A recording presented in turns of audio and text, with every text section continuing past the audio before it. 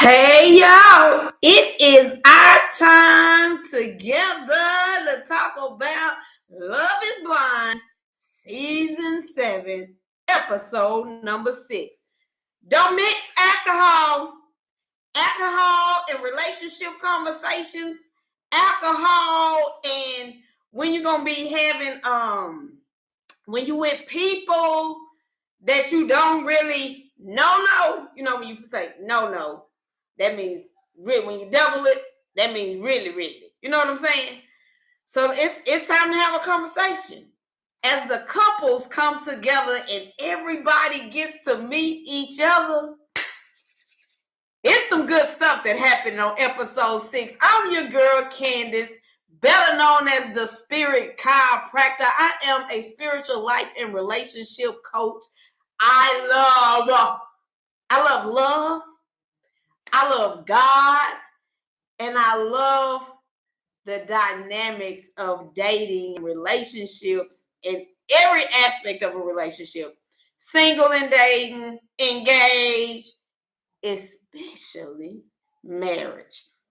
So I just want to support everybody that watches Love is Blind, that is dating, that is headed to the ultimate marriage.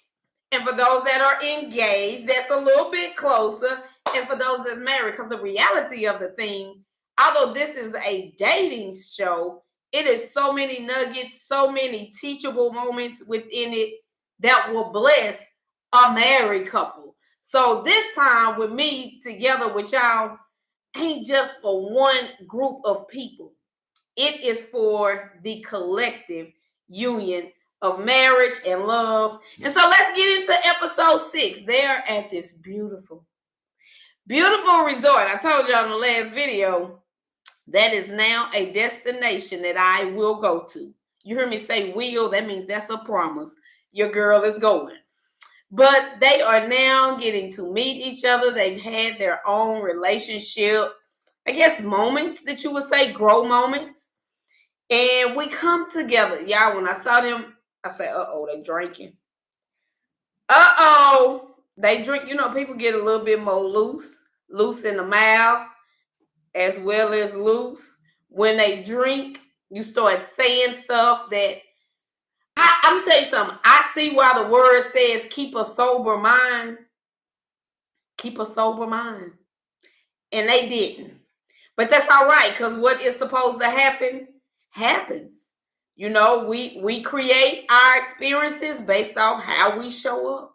So let's talk about it. I love the conversation that Monica and Garrett had with each other, where they were really just talking about how do two people come together and mesh their two different lives. That's that becoming one. Becoming is the word. Two different backgrounds, two different life experiences, literally. How do you mesh it together to become one? If I could give you some principles in order to support you on that journey, it will be this. You have to be understanding, because you are going to hear some things that probably surprise you. You have to be understanding in the simple fact that people are the way that they are based off of what they have been through. So choose to seek to understand versus being understood. Ask questions on the things that you do not understand versus judging it as right or wrong, good or bad. Really try to understand their life. Because what I have realized is that you are coming together with somebody more times than not. Well, first and foremost, y'all not the same person. So you are going to be different. You may have an awful lot in common. But let me tell you something, what I know after being married 22 years, being with my husband for almost 30 years, is that the part that is different is where the grow moments happen. It's where you can choose the grow moments are going to feel hard. If you think about growing pains, that they say, like, you have growing pains, definitely on a growth spurt how you can things can be hurting in your body. It's going to be it will be challenging. It may even be hard, difficult, emotionally hard, spiritually, but it's gonna be as hard as we make it, and as much as we are healed, it will impact us as well, or lessen the impact. The more you are healed, the more you know yourself, the more you have an understanding about how life works, how God works. And when you walk with God and you talk with God, it makes those experiences, I would say, if I go into my next principle, is acceptance. You get to accept it with joy. I'm not saying even stay in the situation, but you begin to accept the things that come into your life as joy, because they are helping you in all situations. It's only you and God in all situations. God is showing you something about him, and he's showing you something about you. So that's the great thing about it. And so as you all are dating and you're getting to know each other, or you're married and you're now becoming one, it is to be acceptance. Accept things for what they are. You can't change nobody but you. You surely can't change somebody else's experience. You may hate that they went through that they are going through that, but you really have to accept your life experiences, even the experiences that now you're going to have with them. Accept them with joy. How do you accept something like that with joy? Because you understand that it is working for your good, that it is showing you something about you. It's showing you something about the person that you are with. So if you accept the glow moments, the greatness, the memories, the fun, the vacations, the love, the sex, you accept all of that, then the whole part of us is also accepting those moments that are where the light is dim, where things may not be as great as we would like them to be. That is accepting the whole person. And also, how do you mesh your life together? You got to be truthful, honest, stand in it. A lot of times we don't be like that because we are worried about judgment, or if I tell them this, I may lose them. I'm almost say, if you tell them at the beginning or you wait till you tell them, you still gonna have it. Whatever the experience is gonna be, is going to be. You waiting on saying certain things, then the experience will be different. Because if it is something that bothers them, it's going to bother them. I would say be honest and truthful, especially on questions that are asked outright. If they ask you something, be honest, be truthful. That ain't the time to lie. Because if it comes up later on, it's not gonna work in your favor. It's not. And also, omitting information is still lying, still not being honest, still being true, not being truthful.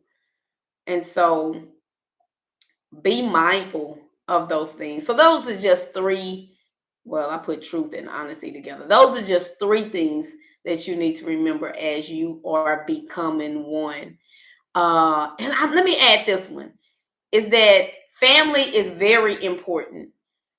Whether you think it is or not, whether they say it is or not, family and background is important. Whether they still talk to their family currently or they are extremely close, family is going to show up in your relationship. How? Because they come from family. They come from some patterns. They come from ways of thinking. They come from behaviors and actions that was planted in them consciously and unconsciously. Taught to them consciously and unconsciously. So y'all talk about your family. Let that be a conversation in the first few dates.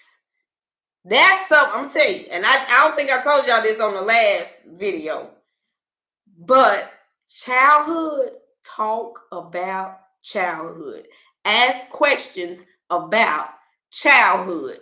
It matters. It matters because and don't allow somebody, let me see, because you can't stop them. But I'm going to say ask questions, not just about the good things. You can ask, like, what was your favorite childhood memory? I've asked that question with my couples. And I've actually had somebody say that they didn't remember a great childhood memory.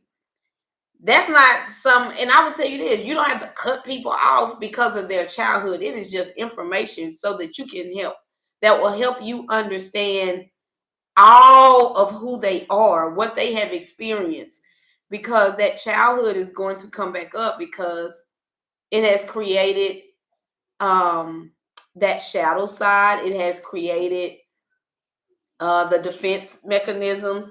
It has created ways of being, things that are going to need to be healed. It created that. And so you have to be open to hearing it. And you will find out so much. I love one of the questions that was asked on there. And that was, what would your parents tell me about you? That's an amazing question to ask while y'all are dating. And you're gonna find out about them. You're gonna find out about their parents. Okay. And I can go on and on about that question, but that is just some of the ways that you begin to become one with each other. And the oneness really doesn't happen until you get married, but you are still dating and you're still learning one another, and you're on that journey of getting to the stage of asking and saying yes to start the journey of becoming one. All right. So now, y'all, I was, as I said and looked through my notes, I said I should have just followed Alex and Tim the whole time, because I find myself talking about them every show. This should have been Relationship Coach breaks down Alex and Tim's relationship on Love is Blind season 7. That's almost what I'm feeling like right now. But they had so many great teachable moments that if we could avoid it, or if we could be aware, we could acknowledge, we could accept these things about ourselves and about the dating phase, I just believe the dating experience would be so much more oh man, what's the word? Now, I won't say easy, but I think the dating experience would be more rewarding.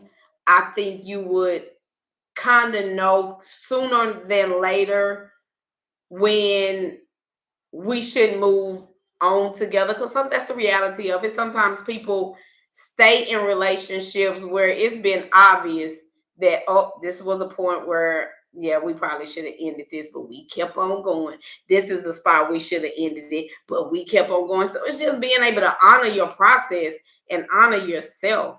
But neither here nor there. So here we go.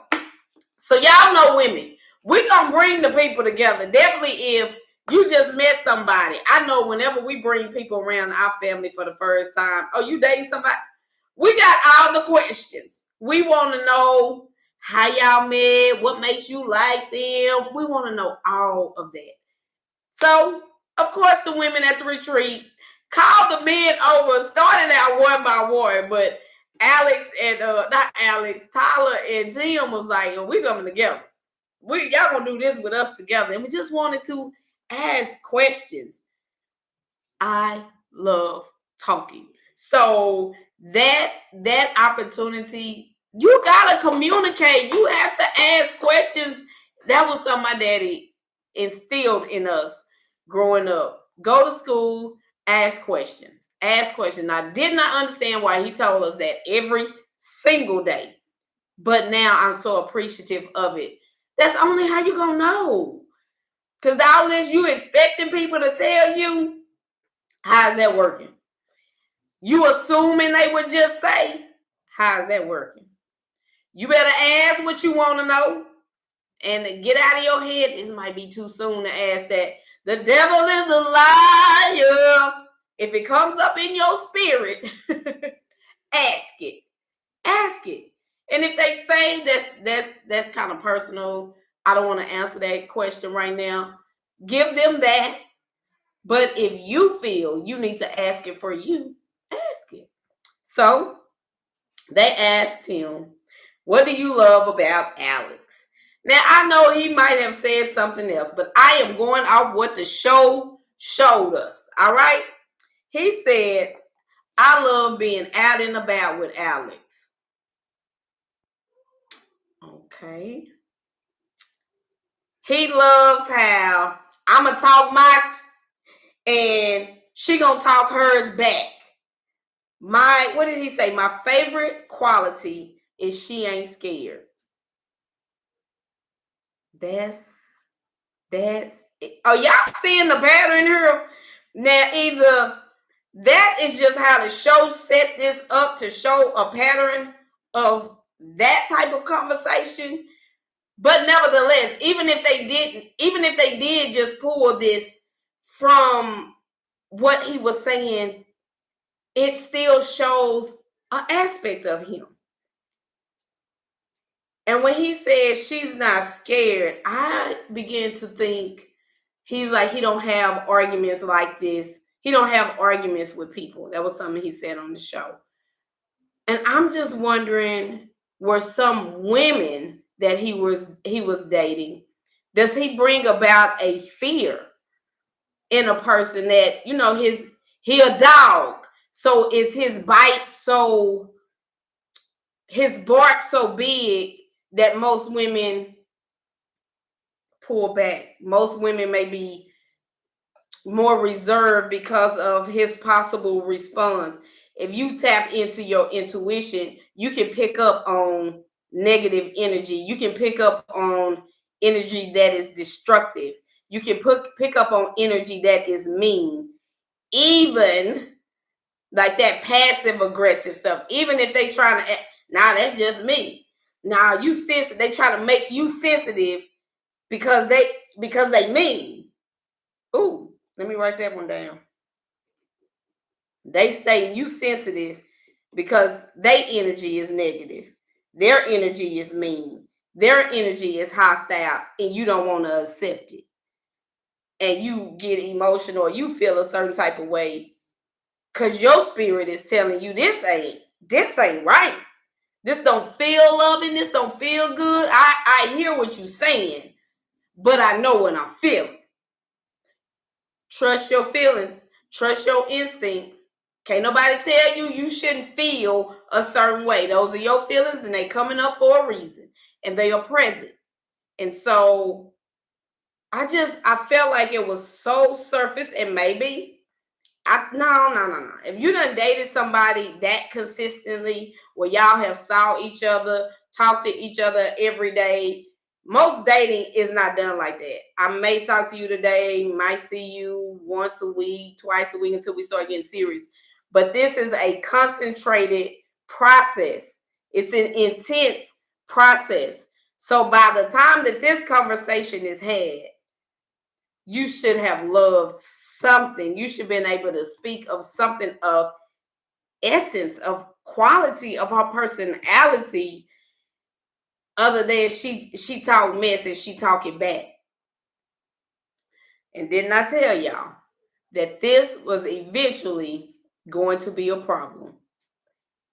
Desiring somebody that would talk that mess back to you, that will match your energy. I told y'all that was going to be a problem. I didn't know how, but I knew it was. And they done had a huge fallout. A huge fallout. To the point he didn't even sleep with her that night. And then I believe Alex told him, I just love picking on you. I don't know if y'all picked up on the many, many red flags And I know red flags is like this hot thing to talk about. The opportunities for dysfunction, not the opportunities for dysfunction, but the dysfunction that was present. The areas of healing that is going to need to take place within both of them, and all of us have to do it. But it was just, they were really just mirroring each other. They were really mirroring each other. Yeah, I have a thing about my hair that when it ain't right, I gotta fix it. Right. And then this mirror, this thing is mirrored so crazy. Um, and yet it's still, I was still rooting for them, praying that they will be able to talk these things out. They will be able to support each other in growing. I will say, I got very concerned when he said that she called him out his name. Name calling should not be present at any time in any relationship, even if you ain't intimately involved. Name calling is out. If you ain't calling me something that God calls me, don't call me that. You know what I'm saying? So, and I would say, and I don't want to minimize this for the ladies, but I'm going to speak to it because Tim was the one that said it to Alex. Ladies, don't disrespect a man like that. Don't. Respect is the one thing. It's not, it is one of the things that as a wife, God says, wives, respect your husband. Because our respect shows him that we love him. They were instructed to love us. We are instructed to respect them. Be mindful of your mouth. It is damaging to a man's spirit to be disrespected, especially by a woman. That, you know, if a man disrespect him, he gonna handle a man a certain type of way, more than likely, probably a physical type of way.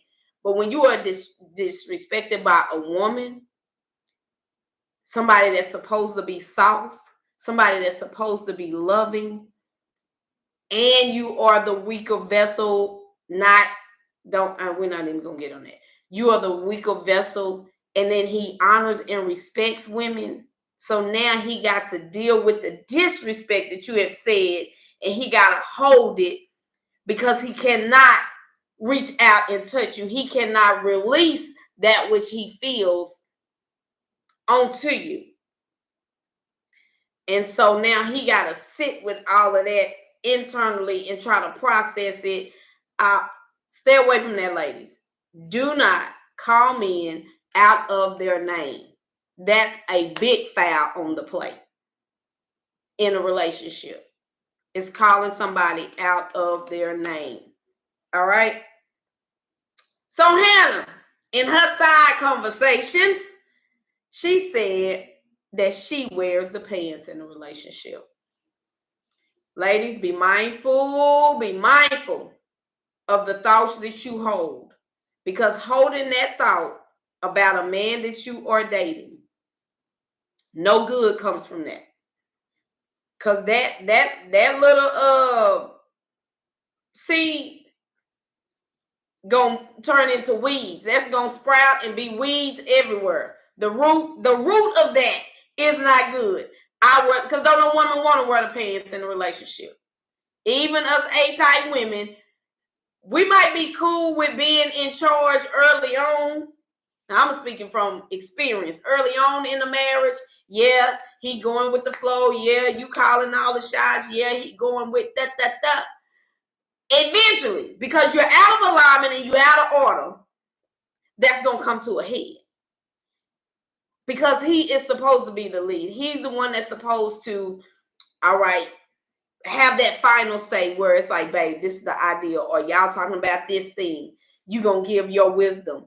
And he's going to make the best decision for both of y'all, not just him, because making a decision that just honors him is selfish. He makes a decision that will honor both of y'all. It's a compromise, and he can learn and he can do it. So be mindful of saying you wear the pants in a relationship. Don't even take on that role. Don't even put the pants on. No, not his. Wear your own. Wear your own pants. Wear your own pants. Wear your own skirt. Stay in your lane as to what your responsibilities are as the woman, as the feminine energy, as the heart. Stay in that lane and give him permission to grow, to elevate, to learn in his responsibilities. But the moment we start trying to take over, they get to continue to play small. And when you hold that, I wear the pants, then you wear the pants and you don't give him, and you'll see how that statement is going to unfold. You don't give him an opportunity, or you just keep him less than. You allow for him to stay at that level. You treat him at that level. That doesn't feel good to him, and you just create other issues. So choose not to wear the pants. And that's ego talk too. That's ego. Ooh, that's so egoish. That's ego talk. Like, I'm the one that has it together. I'm the one that and you may absolutely be very good at all the things that you say you do. But that statement is minimizing the man. You can be good at what you do. You can be the one that I am the one that is more mature in this area. I'm the one that has more skills, or this, that, and the other. And we do, ladies, we do. But they have excellent skills in areas too.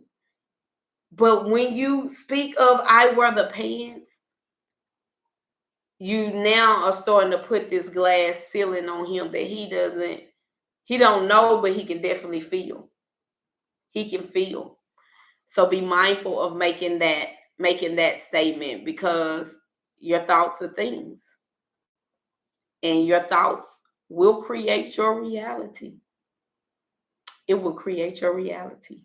So that is it for tonight. I think I had some more, but that's neither here nor there.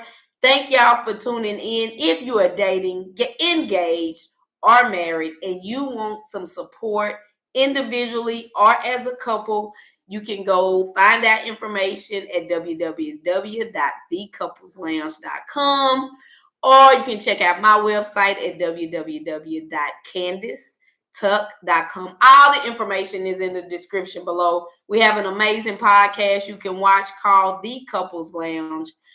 We've been doing that for 8 years. Just got on YouTube probably about 3 or 4 years ago. But yeah, check out the Tucks. And so just continue to be gentle with yourself. Continue to enjoy your dating experience, your love experience. It's just showing you get to keep growing, you get to keep learning, you get to keep healing, and you get to experience God in different people. But then you also get to, as you date and be in relationship, you get to experience God's playground, which is the world, with somebody else. And so just enjoy it. Enjoy all aspects of it. And that acceptance with joy doesn't come like that. It comes with understanding. It comes with knowing truth with a capital T. And so I love y'all for real. I love you for life. Thank you for tuning in. Thank you for hanging out with me. And I will see you on tomorrow as we talk about episode number 7, Truth Bombs. It's just going to keep getting better. Now, go catch up if you haven't catched up. Love is Blind, season 7. Go watch it on Netflix. Talk to y'all later. Bye.